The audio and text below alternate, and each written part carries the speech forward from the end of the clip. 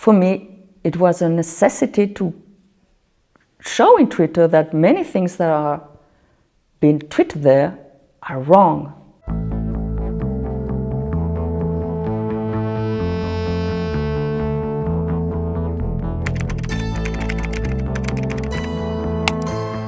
You had the feeling there were a lot of people in Twitter denying climate change. They are not a majority, but they are extremely loud and extremely active.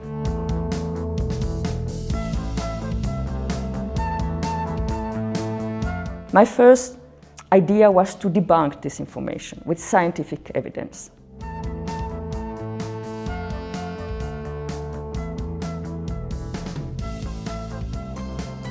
But after a couple of months, you realize you don't make an impact because for most of these people, facts are irrelevant.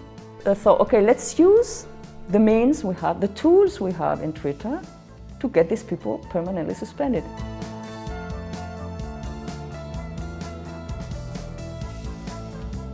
Climate change denial is not an issue for Twitter, unfortunately, but there are some things that are an issue for Twitter. Racist content, harassing people, a lot of threats. At the end of the day, it doesn't matter whether they get suspended because of COVID-19 misinformation or some Nazi symbols. At the end of the day, when they're gone, they're gone.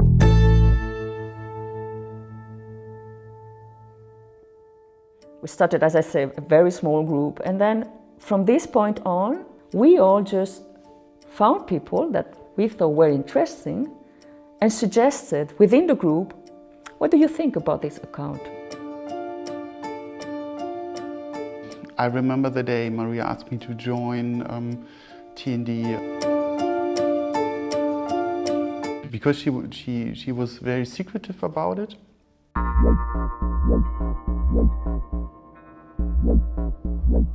Because you also have to be sure that it would be a person that can keep this little secret. I didn't know what to expect, yeah, that was very exciting.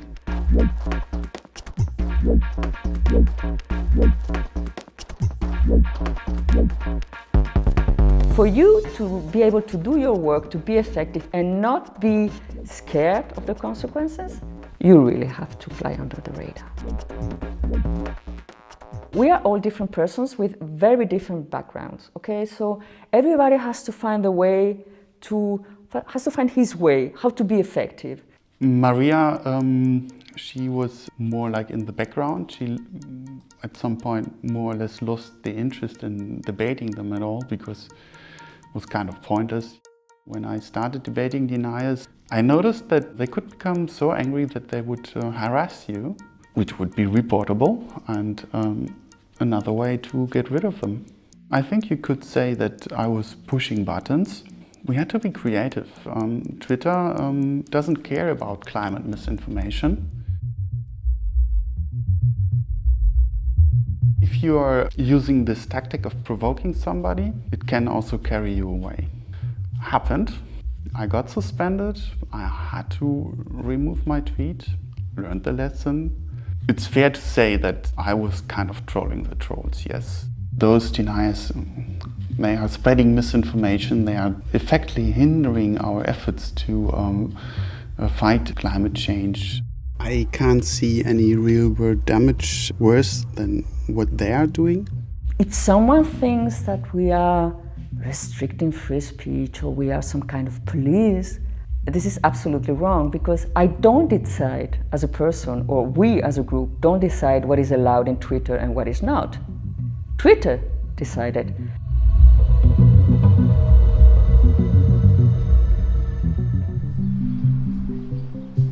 We got a lot of big accounts permanently suspended.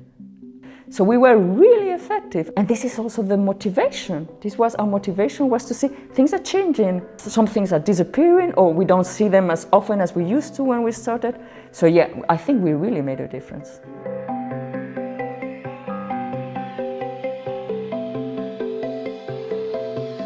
Maria and I, we fought a lot of battles, so to speak, together, and I guess we kind of grew together somehow.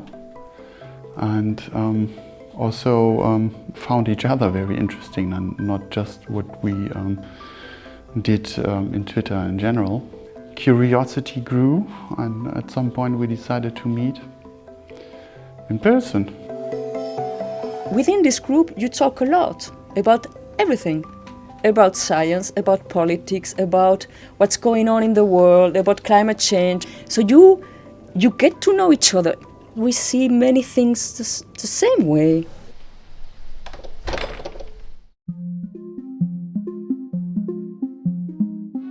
Twitter's new owner, Elon Musk, has just announced that amnesty for many banned Twitter accounts. When Elon Musk decided that all those accounts that were permanently suspended could get their accounts reactivated and go back with their business as usual, that was a slap in the face for our little group, and then the work we have done and the time we have spent. This was the point where I say, that's it.